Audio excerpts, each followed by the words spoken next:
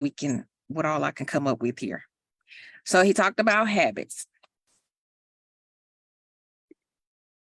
And I'm sorry, I'm still connecting. So I'm sorry, I'm not trying to No, it's fine. not be receptive, but I'm not as good as Robbie and Brittany. So sorry. Okay.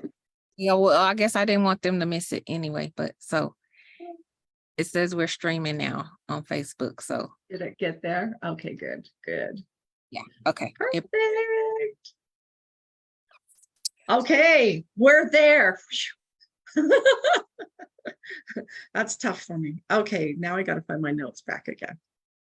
Hey. So you can go ahead. Bless your heart. Go ahead. Ooh, okay. So habits.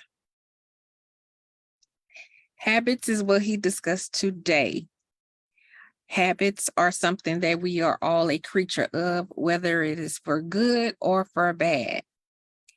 We bathe every day, hopefully, brushing teeth, eating, drinking, what we drink, when we drink it, how we drink it.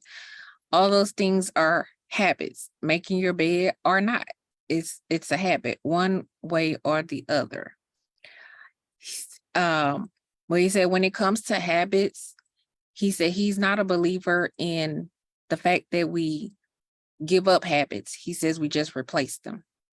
So don't eliminate them. We just replace them with others. So if you have a bad habit, then you can flip it and replace it with a good one. And habits is what's going to facilitate change in our life. That is the key. To change what we're doing, we have to change our habits. So he talked about how he used to respond to difficult things. He said he's a professional blamer. Is that us? He said he could write a book. He could make you believe any story he told you as to why he didn't, couldn't, wouldn't. And he could make up a good one and you would fall for it and believe it. That was his habit of always giving reasons as to his reasons for not getting stuff done, or that was his response, he said, to difficult things, to just blame. Then he talked about, are we that person that's always late? Didn't me.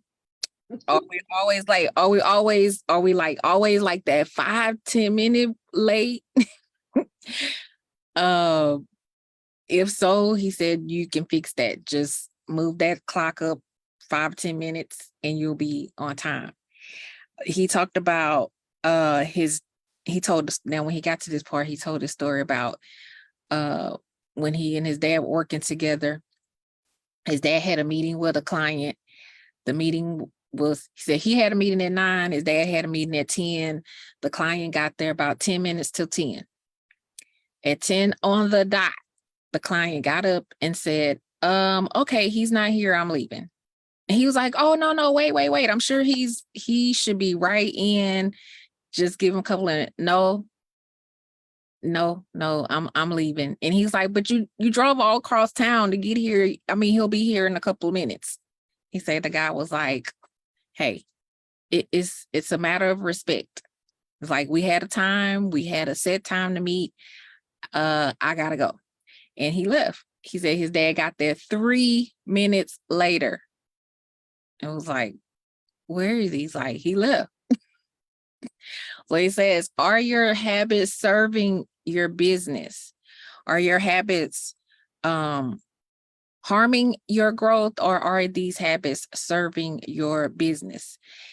He said he remembered from over the next, I forgot how many years, he said, of his dad doing business with that guy, he was never, ever, ever late for him for a meeting with that guy again, ever.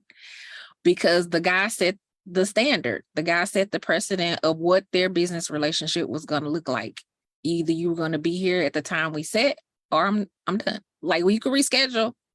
And he did, and they did business, but because he took that stand and made that known that that was important to him, because he said no matter what your reason for being late is, it shows a lack of respect for the other party's time, regardless of whether it was on purpose or not.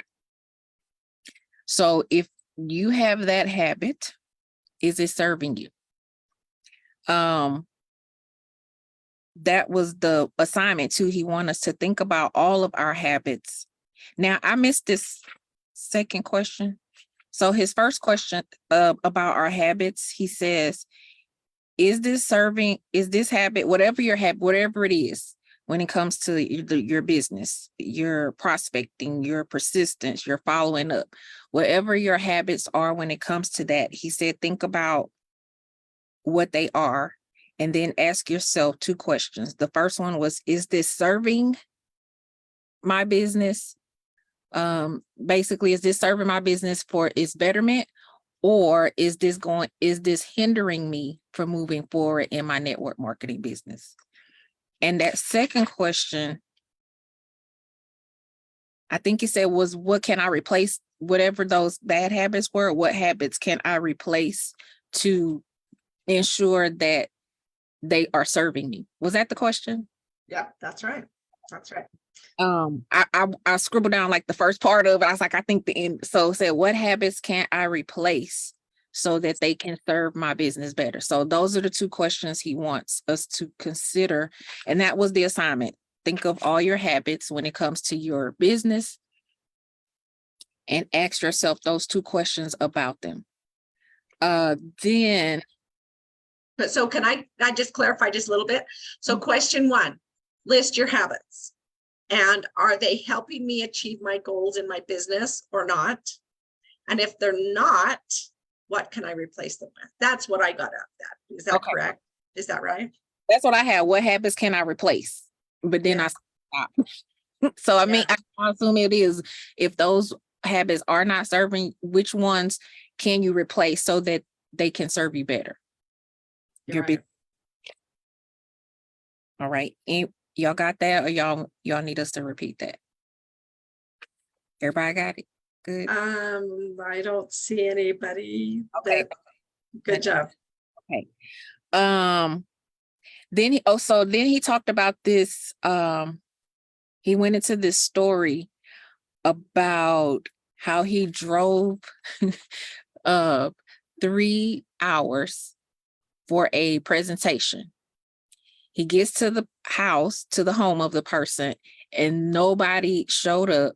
He gets to the door, knocks on the door. They won't answer the door. He's like, he know they're in there. He see them in the window. They will not answer the door, but they didn't answer the door because they were embarrassed that no one else showed up for the presentation. So he's like, man, at least let me in. I drove 3 hours. Can I get a drink of water so I can try back? So he talked about his response. He had mentioned it earlier about, how he would respond to when things didn't go right. So here he said, he told this story after that day. He said he had to have told that story 50 times in the next 10 days. But was it serving him to keep telling this story of how wrong this no-show went? And he said he went on like that for 10 days, and he could do that. He could take an issue, take that problem, one situation that didn't go right, and he would gripe and go on about it for a month. Then he got it down to a week or 2. Then he got it down to some hours. Then he got it down to maybe a day. Or a day, and then hours. And then he said he just got it down to where it's just like, okay, let's move on. What's next? Because it doesn't serve you to continue to gripe on a bad situation that happens in your business. Now, he gave a quote, and I got the first part, but I missed the end. He said, you can tell the size of the man by the problem it takes to get him down. By the problem it takes to get him down. Okay. By the problem, the size of the problem, or just the problem? You can tell the size of a man by the size of the problem that gets him down. Yeah. So a small man, a small problem will get him down, but a big man can handle a great big problem. So you can tell the size of a man by the size of the problem it takes to get him down. That's what I was like, oh, that was the one I needed to was trying to go back and get, but I'm gonna have time. Okay. So the point is, don't let the small issues weigh you down. Don't let the small issues hold you down and hold you back from moving forward. Just chalk those up and move on to the next, was the moral of that story. He cracked me up. He's like, they were just embarrassed because nobody else showed up and they wouldn't even let him in for a drink of water. Mm-hmm. But how many times do we do that? Oh, I only had one person on my live. I only had 5% on my live. It's not worth it. I don't know why I'm doing this. I only had 5 people on my live. It's not worth it. It's not worth it. Well, to those 1 person or 5 people, they're important to them. And so if we gripe and moan about it, we just wallow in that crap. Mm-hmm. And so I don't want to hear about it. Don't tell me you only have 5 people. There's ways that you can increase your customer viewers. But we get comfortable. I'm comfortable. I'm very comfortable. I haven't increased my viewers for 3 or 4 months. We just had a meeting this morning, talked about that. What can we do to increase? We know that.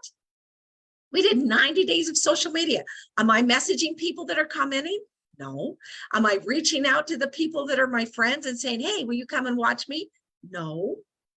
We're lazy, but I still want to gripe about it. I only get on my live. So get rid of that griping and do something about it. Don't let it take control of you. Lou Holtz was a keynote speaker at convention probably 2 years ago. And Lou Holtz was a football player, a football coach for, I don't know, some big football team. Not into that too much. But he had worked and built his team. And he and his wife finally built their dream house. They planned it and worked on it, especially his wife. We as women like to do that. And you look at the plans and you tweak them and you buy the furniture, and they have their brand new dream house that they'd worked for 20 years.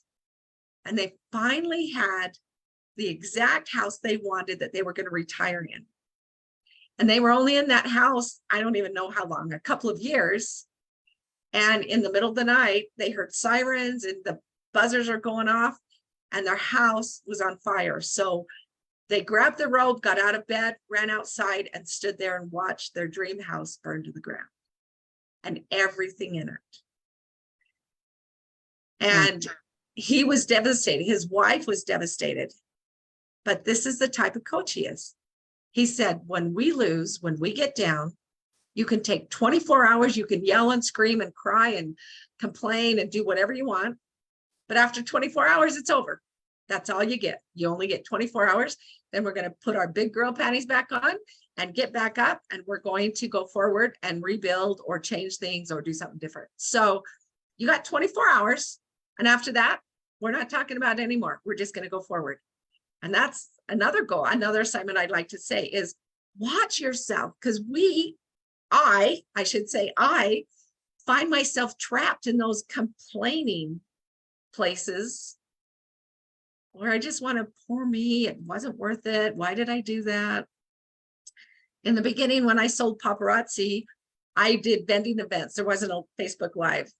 And I did everything I could. And I went to a WWW wrestling match thing or whatever they are, because women are there. I sold a lot of jewelry at gun shows and men places. So I went to this place, and everybody was so drunk. And there was a t-shirt guy next to me selling. I sold 1 bracelet. And I set up at 4 o'clock in the afternoon, and it was midnight, and I sold 1 bracelet. And there were lots of women, but that was before we even had a men's line.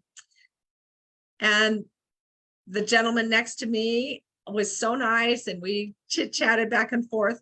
Well, I found out who his person is that takes his pictures, that does his promoting. I got that lead, and I ended up using her to take pictures of jewelry and different things, which in the future promoted something. So there's always something you can learn from it. Even if there's only 5 people on or 1 person on, she's going to have something to tell you or help you out. So listen. Sorry, I interrupted you. So go on. You're fine. So he mentioned that another statement he gave us was successful people do what unsuccessful ones are not willing to do.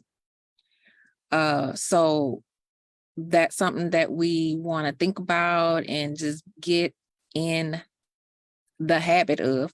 So he said, look at what it is that most people in a business don't want to do, and those are the things that you should do, and that will make you successful.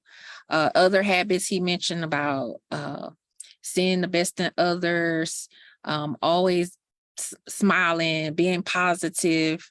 He's like, he said, are you the one that has the RBF? Or do you always have the smile?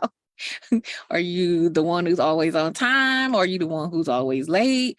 Are you looking for the good in others? Are you looking to encourage others, to uplift others? These are just different habits that will help toward us being successful in our network marketing business.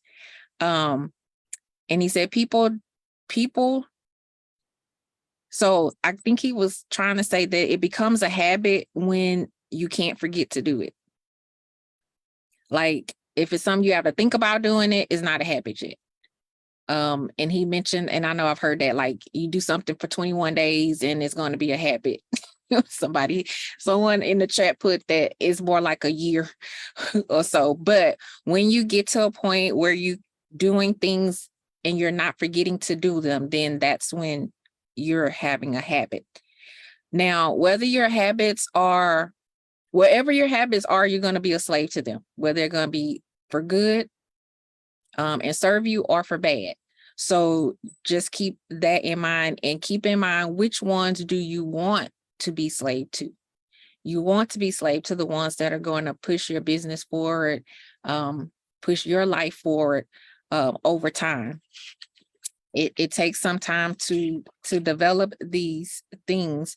And when you have those habits that are not serving you, being aware of it and having the awareness which ones aren't serving you is the first step. Because once you are aware of what isn't serving you, then you can change that and flip it and do something different. If you're late, can you flip that and start to work at being on time? Then he gave us, and when it comes to that idea of time, I'm always that one who feels like I never have enough time. I don't have enough time to do what everybody else can do. But guess what? We all have the same amount of hours in the day. But it's what we choose to do with them that makes the difference. So he gave an example about Tiger Woods and John Daly. So he said he watched Tiger at the big tournament, the PGA or the PG, whatever it is. And he said Tiger got up at 5:30 in the morning and trained. He hit 500 balls. He had breakfast. He went back and hit more balls. Now I'm just kind of spilling this out, not exactly how he did, but y'all, he trained, he went and had lunch, he went back and hit more balls, went and worked out. Whereas to John Daly, in that same day, he's like, he goes to the slot. I forgot what time he said it was. It was like 1 a.m. or midnight or something like that. And the guy is sitting there pulling the slots, drinking and smoking. He had 5 hours till it's time for him to tee off. So who's making the best use of their time? And they're both about to play the same tournament, but whose habits do you think paid off for them in the long run? Of course, Tiger. So if we have that mindset that it's just not enough time in the day to get what we need to get done, then we need to just consider how we're using our time, because we all have the same amount of time. It's just what we choose and how we choose to use it that makes a difference. And I have that issue because I feel like I get nothing done. I'm like, how do you get so much done in a day? I can't get it. Nothing happens. But it's just not, it's my habits. I have to change these habits of mine. And we all have habits, I'm sure, that we need to change. And that pretty much was it. And we got 5 minutes. So I don't know if you have anything quick, Mama Frank. Because it's Oh, excellent, excellent. I just would like to suggest replace some habits with a time blocking and just say, okay, we only have from 12:30 Mountain Time, 12:30 to 12:55. We got to be off because new releases are at 1 o'clock. Then from new releases, I only have this time. And if you have set times that you have to get things done, you get so much more done in that. So that's my suggestion. So figure out what your habits are and figure out how you can replace your bad habits. There's your assignment. Oh, and they're not going to be here next Tuesday on the 4th of July. They'll be Monday and Wednesday. Yeah. Good job. Excellent, Sedaria. You did a fabulous job. Thank you. I love it. Thank you so much. We will see you tomorrow. Bye-bye. Bye, y'all. Bye-bye.